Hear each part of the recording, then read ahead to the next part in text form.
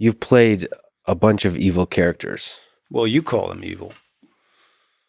But you don't, but the reason I say that, and I don't mean to be snarky about it, but the reason I say it that way is because I never judge the people I play.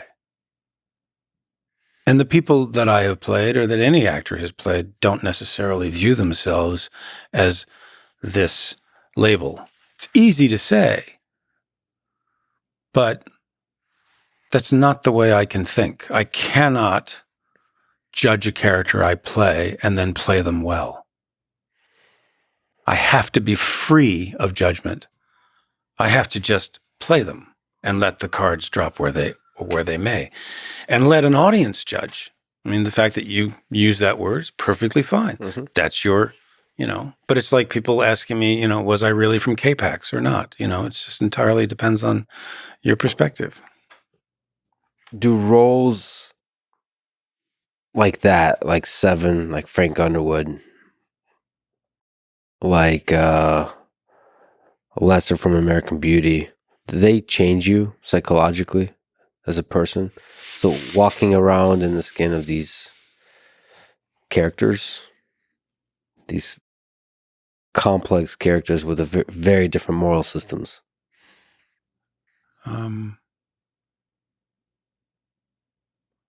I absolutely believe that wandering around in someone else's ideas, in someone else's clothes, in someone else's shoes, teaches you enormous empathy. And that goes to the heart of not judging. And I have found that I have been so moved by, look, yes, you've identified the darker characters, but I played Clarence Darrow 3 times. I've played a play called National Anthems. I've done movies like Recount. I've done films like The Ref. I've done films in which that doesn't exist in any of those characters. Those qualities paid forward. And so it is incredible to be able to embrace those things that I admire and that are like me, and those things that I don't admire and aren't like me. But I have to put them on an equal footing and say, I have to just play them as best I can and not decide to wield judgment over them. Without judgment. Without judgment.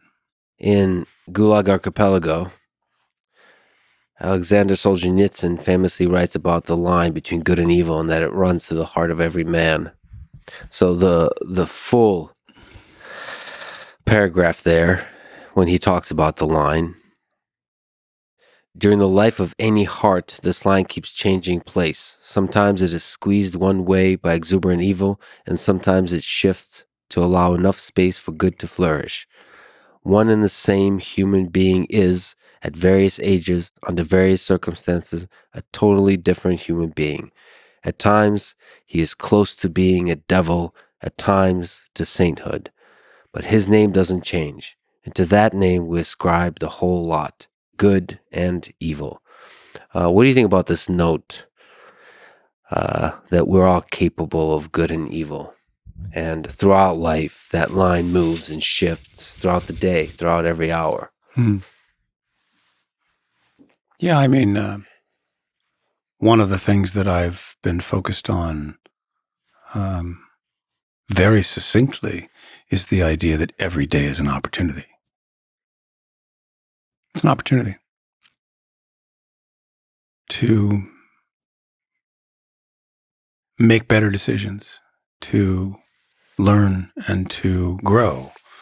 And I also think that, look, I grew up not knowing if my parents loved me, particularly my father. I never had a sense that I was loved, and that stayed with me my whole life. And when I think back at who my father was, and more succinctly, who he became. It was a gradual and slow and sad development. When I've gone back, and now I've looked at diaries my father kept and albums he kept, particularly when he was a medic in the U.S. Army, served our country with distinction. When the war was over and they went to Germany, the things my father said, the things that he wrote, the things that he believed were as patriotic as any American soldier who had ever served. But then when he came back to America and he had a dream of being a journalist, or his big hope was that he was going to be the great American novelist. He wanted to be a creative novelist. And so he sat in his office and he wrote for 45 years and never published anything.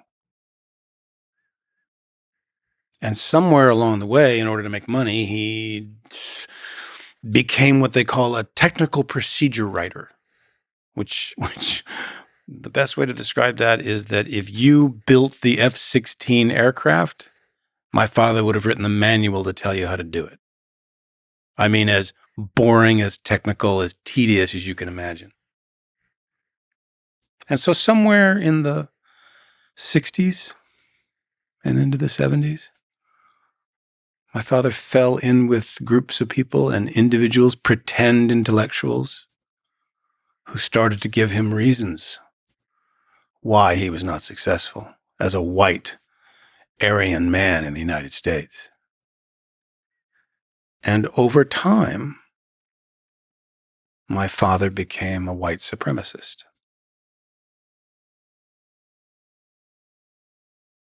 And I cannot tell you the amount of times as a young boy that my father would sit me down and lecture me for hours and hours and hours about his fucked up ideas of America, of prejudice, of white supremacy.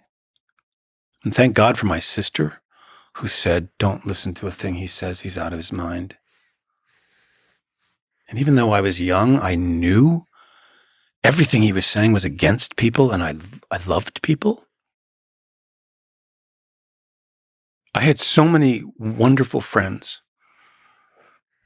My best friend, Mike, who's still my close friend to this day, I was afraid to bring him to my house because I was afraid that my father would find out he was Jewish, or that my father would leave his office door open and someone would see his Nazi flag or his pictures of Hitler or Nazi books, or what he might say. So when I found theater in the 8th grade, and debate club and choir and festivals and plays and everything I could do to participate in that wouldn't make me have to come back home, I did. And I've had to reconcile who he became. Because the gap between that man who was in the U.S. Army as a medic and the man he became, I could never fill that gap. But I've forgiven him. But then at the same time, I've had to look at my mother and say, she made excuses for him. Oh, he just needs to get it off his chest. Oh, it doesn't matter. Just let him say. So while on the outside, I would say, oh, yeah, my mother loved me, but she didn't protect me. So was the was all the stuff that she expressed and all of the attention and all the love that I felt, was that because I became successful and I was able to fulfill an emptiness that she'd lived with her whole life with him? I don't know, but I've had to ask myself those questions over these last years, to try to reconcile that for myself. And the thing you wanted from them and for them is less hate and more love. Did your dad said he loves you? I don't have any memory of that. I was in a program and they were showing us an experiment that they'd done with psychologists and mothers and fathers and their children. And the children were anywhere between 6 months and a year, sitting in a little crib. And the exercise was this. Parents are playing with the baby right there, toys, yada, yada, baby's laughing. And then the psychologist would say, stop. And the parent would go like this. And you would then watch for the next 2.5, 3 minutes, this child trying to get their parents' attention in any possible way. And I remember when I was sitting in this theater watching this, I saw myself. That was me screaming and reaching out and trying to get my parents' attention. That was me. And that was not something I'd ever remembered before, but I knew that what that baby was going through.